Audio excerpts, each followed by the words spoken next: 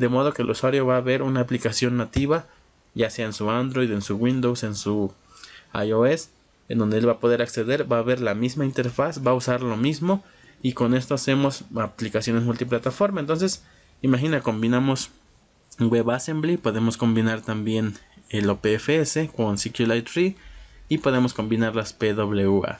Entonces, con todo eso podemos tener ya aplicaciones que casi son nativas en cuanto a apariencia, y con WebAssembly en cuanto a rendimiento. Y ya con esto, con el OPFS, podemos guardar archivos, leer archivos e incluso usar SQLite 3 en el navegador web. Entonces ya tenemos todo lo necesario. Obviamente tal vez en el futuro agreguen más cosas, ojalá y agreguen más cosas interesantes, pero por ahora con esto yo creo que ya no falta nada para las aplicaciones de un solo usuario del lado del cliente. En este video te voy a enseñar a almacenar y a leer archivos con JavaScript dentro de un sistema de archivos en el navegador web. No vamos a explorar el sistema de archivos que existe en la computadora, es decir, no vamos a poder acceder a todo el sistema de archivos que tiene el usuario. Eso sería un gran problema de seguridad. En su lugar se implementa un sistema de archivos aislado dentro del navegador web, en donde ahora sí tenemos todo, como su nombre lo dice, todo un sistema de archivos en donde podemos escribir archivos, leerlos, eliminarlos, todo sin que le tengamos que preguntar al usuario, sin pedir su confirmación. Todo es transparente al usuario y tenemos control total de los archivos que escribimos y leemos. Esto sirve para aplicaciones que necesitan escribir y leer archivos, o no vamos lejos, por ejemplo. También esto sirve para almacenar bases de datos en el navegador web, como es SQLite 3. Entonces vamos a ver cómo usar este OPFS o sistema de archivos privado al origen o privado dentro del origen, ya que va a estar aislado. Lo que yo pueda acceder desde localhost no lo voy a poder acceder desde parsebyte.me ni desde google.com. Tenemos aislados los sistemas de archivos, pero ya tenemos un sistema de archivos completo en el que no tenemos ninguna limitación. Ahora podemos almacenar los archivos de cualquier manera. En este ejemplo, que es muy simple y que te intenta introducir al OPFS, vamos a agregar el archivo desde un input, pero repito, nada de esto va a necesitar servidores. Entonces, por ejemplo, yo elijo un archivo, acá por ejemplo un archivo .c, y ya ahí se guardó. Yo refresco y ahí sigue mi archivo. Ahora, en este caso no estamos usando local storage o cosas similares, es realmente un sistema de archivos en donde estamos nosotros escribiendo los datos. Ahora aquí ya viste que ya se listó y yo puedo eliminarlo. Me pide confirmación y repito, refresco y ahí siguen los archivos. Entonces vamos a ver el código. Para ello tengo aquí esto, es el código más simple que verás. Para este caso de OPFS es el Hola Mundo apenas. A partir de aquí ya podemos hacer aplicaciones más complejas. Por ejemplo, podemos hacer una galería de fotos, podemos hacer una caja fuerte en donde guardemos archivos y estén encriptados y nosotros podamos desencriptarlos más adelante, y todo eso con JavaScript y el navegador web sin que tengamos que recurrir a aplicaciones de escritorio o de que requieran servidores. Entonces lo más básico por donde empezamos es que necesitamos obtener la raíz de OPFS, es decir, la raíz del sistema de archivos, que en Linux vendría siendo, por ejemplo, la raíz, que sería esta, o en Windows sería, por ejemplo, acceder a C, algo así. Entonces, para obtener la raíz, invocamos a navigator.storage.getDirectory. Esa es la raíz. A partir de aquí nosotros ya podemos crear directorios y podemos crear archivos. Y dentro de los directorios podemos crear más directorios y más directorios, así como un sistema de archivos completamente fácil en el sistema operativo, pero dentro del navegador web. Entonces ya lo tenemos eso, ya tenemos la raíz. A partir de aquí ya podemos hacer varias cosas. Aquí yo voy a trabajar todo en un folder que se llama Pictures. Repito, es poco probable que nosotros tengamos colisiones de directorios, porque el sistema de archivos está limitado por origen, es decir, por dominio, dicho en palabras simples. Entonces, si tú en tu dominio tú usas OPFS y creas un directorio, es poco probable, aunque alguien más use OPFS pero en su propio dominio y tenga el mismo nombre, no va a existir la colisión ya que está aislado. Pero de cualquier manera es importante que tengamos todo ordenado, así que yo lo he colocado en Pictures, que no solo va a guardar Pictures, pero así se llama la carpeta. Y bueno, entonces obtengo un manejador de directorio y le digo que sí lo quiero crear para que la primera vez lo cree. Y aquí tenemos varias funciones que van a ser invocadas en cualquier momento. Para empezar, por ejemplo, acá obtengo el manejador del archivo al momento de eliminarlo con folder.getFileHandle, que sería, estoy pasándole al folder que sería el Pictures folder, y yo le paso el nombre del archivo, así como cadena, así lo puedo localizar y luego lo elimino. Eso es para eliminar el archivo. Para obtener un archivo, vamos a enfocarnos ahora acá en estas dos líneas. Igualmente obtenemos su manejador o su handle, y obtenemos con getFileHandle a partir de su nombre de archivo como cadena, y después ahora sí obtenemos el verdadero archivo con getFile, y ya el archivo va a ser un archivo binario, no va a ser texto, no va a ser JSON, va a ser un archivo binario, un blob, así como lo hayamos almacenado lo vamos a recuperar. En este caso lo que yo estoy haciendo es crear un enlace que no va a ser el enlace al archivo o cosas similares, y de hecho si te fijas, vamos a ver, por ejemplo, si yo me descargo esta base de datos que yo almacené previamente y vengo aquí a descargas, fíjate que el enlace es un enlace especial, que es blob, http, localhost y algo parece hexadecimal.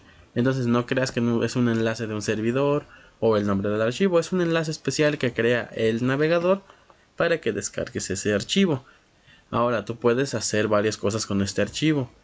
Puedes mostrar su vista previa en caso de que sea mostrable, que sea visualizable. Por ejemplo, si es una base de datos no podrías mostrar una vista previa, pero si es una foto sí.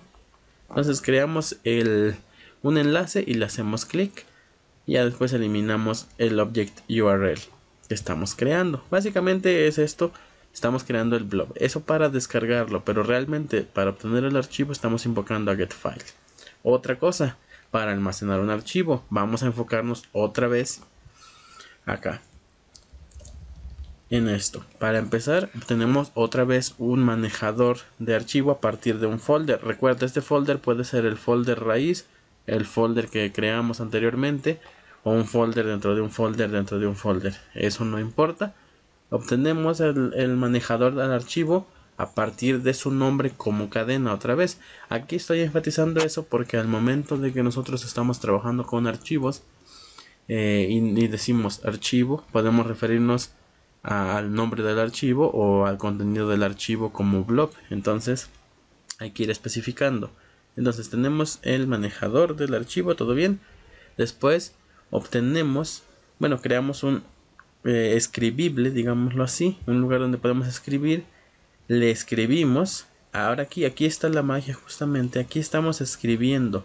Aquí en lugar de reader.result podríamos escribir un arreglo de bytes, un blob, un array buffer, etcétera. Eso ya depende del programador. Y finalmente cerramos ese escribible. Ahora, lo que yo estoy aquí escribiendo es un reader.result porque yo estoy usando FileReader para leer el contenido del archivo como array buffer. Esto ya es porque yo estoy usando el input type file.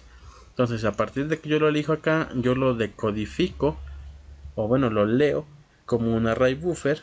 Entonces lo leo acá, cuando lo acabe de leer se va a desencadenar el onload, y ahora sí, yo aquí en reader.result voy a tener ya el array buffer del archivo. Repito, tú puedes invocar a write cuando tú quieras con el contenido que tú quieras. Yo lo estoy haciendo así. Y ya finalmente render files, nos vamos a enfocar otra vez acá en el for await.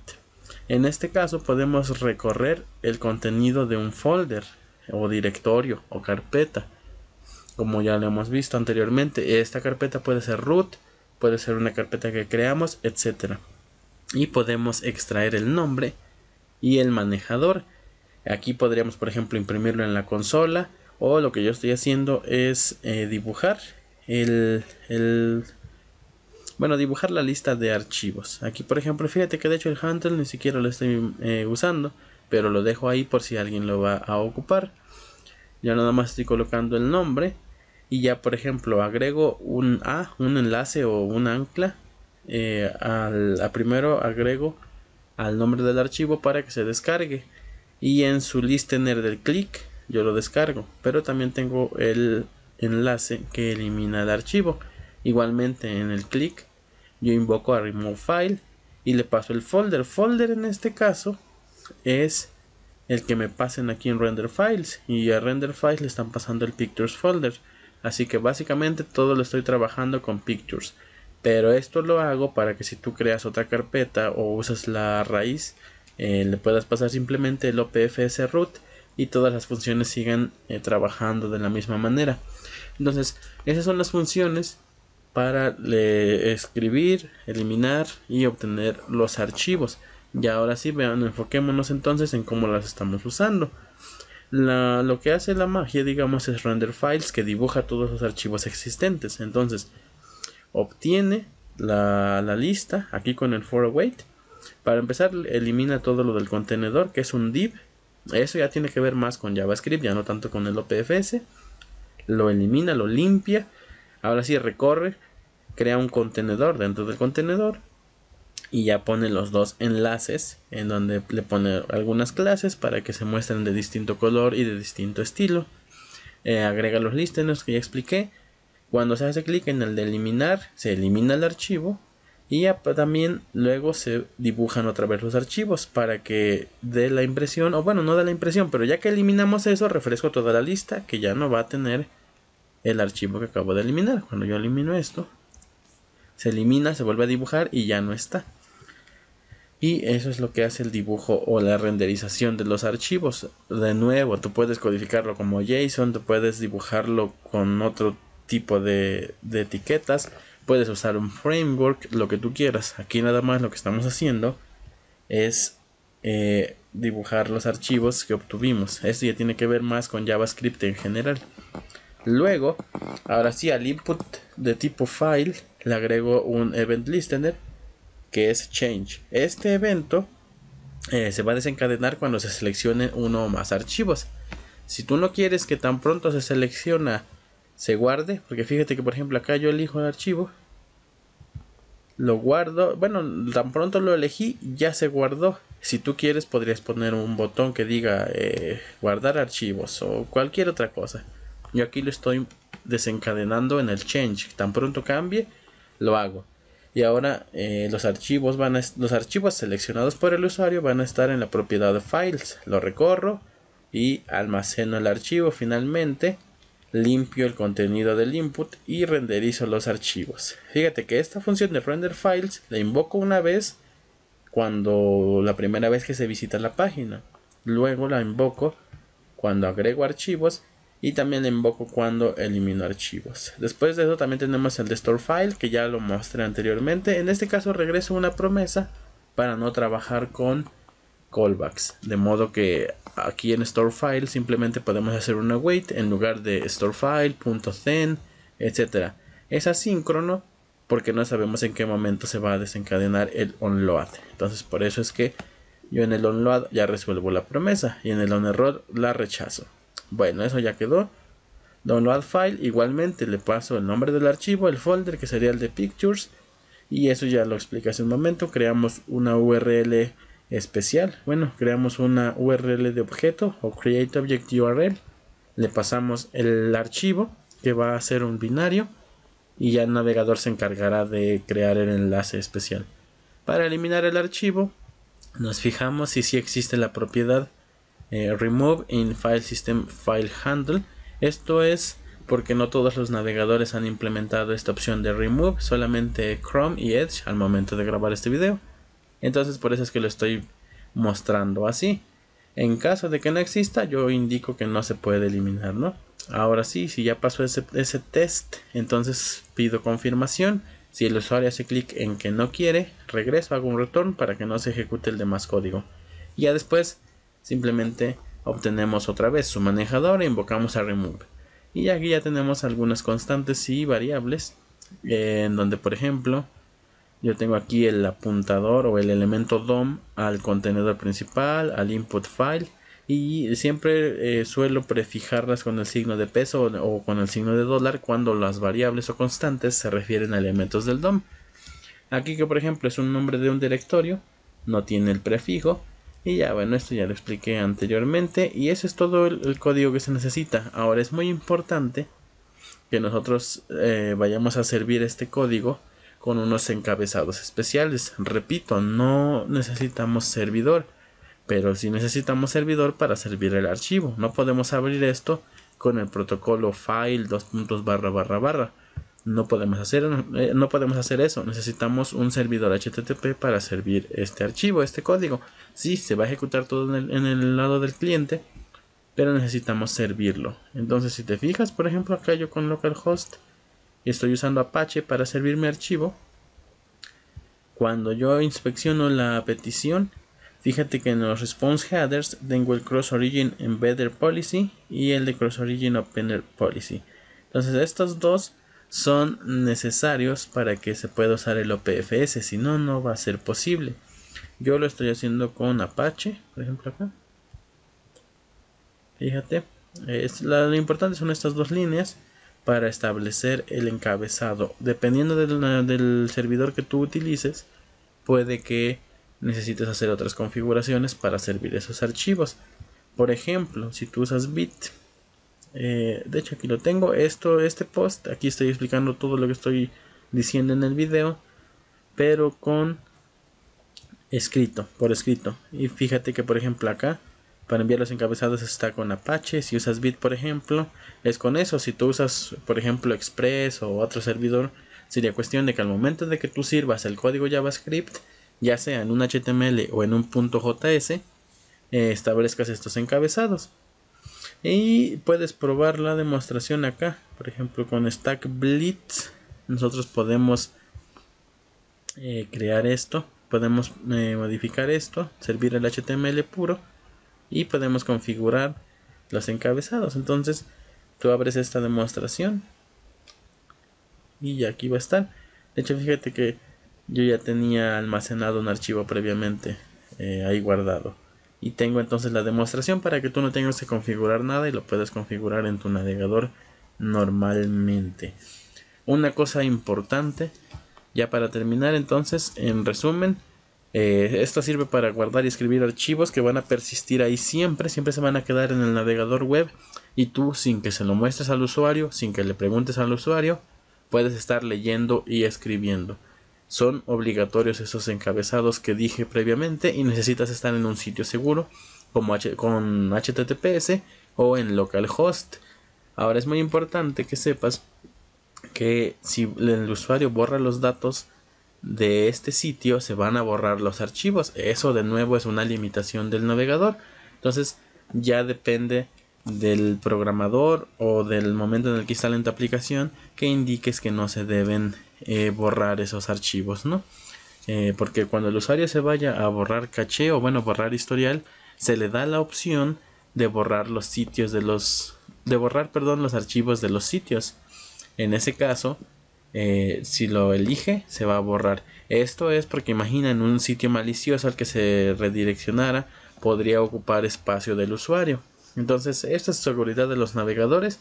Y ahora, si tú te estás preguntando por qué usaríamos un sistema de archivos dentro del navegador web, es para tener aplicaciones más robustas y mejores aplicaciones. Si usamos esto, por ejemplo WebAssembly y todas esas nuevas tecnologías, o no tan nuevas, podemos hacer aplicaciones totalmente del lado del cliente, usando cosas para las que antes necesitábamos cosas del servidor. Por ejemplo, el almacenamiento de archivos grandes antes no era posible, ahora ya es posible, pero antes necesitábamos, por ejemplo, un servidor para almacenar fotos, archivos, recibos, etc. ya no necesitamos servidor para guardar cosas, ya podemos nosotros tenerlo aquí. Otra cosa, si por ejemplo tú tienes una aplicación del lado del cliente que guarda sus datos en un archivo, ya puedes almacenarlo directamente aquí en el lado del cliente sin que necesites un servidor. Por ejemplo, para mí el ejemplo más básico que desarrollo sistemas, por ejemplo, para un restaurante en donde lleva una imagen del platillo y también necesito guardar los datos, pues gracias al OPFS yo puedo usar SQLite Tree para almacenar todas las tablas, las consultas, etcétera, hacer todos los movimientos del sistema en el navegador web y además puedo guardar las fotos de los platillos en el sistema de archivos dentro del navegador web. Ya no necesito el servidor para nada porque ya puedo almacenar todo eso en el cliente. Puedo almacenar los archivos, puedo almacenar los recibos, por ejemplo, las facturas, y también puedo guardar todos los datos. Obviamente, cuando necesitemos una aplicación que esté alojada en internet o que tenga opción multicaja, sí vamos a necesitar el servidor, claro que sí, nadie está diciendo que no, pero para aplicaciones que las usen un solo usuario fuera de línea, podemos usar esto. Y la ventaja es que, por ejemplo, podemos combinar este sistema de archivos con lo que vendría siendo las PWA para que se instalen como si fueran nativas, porque no se instalan como nativas.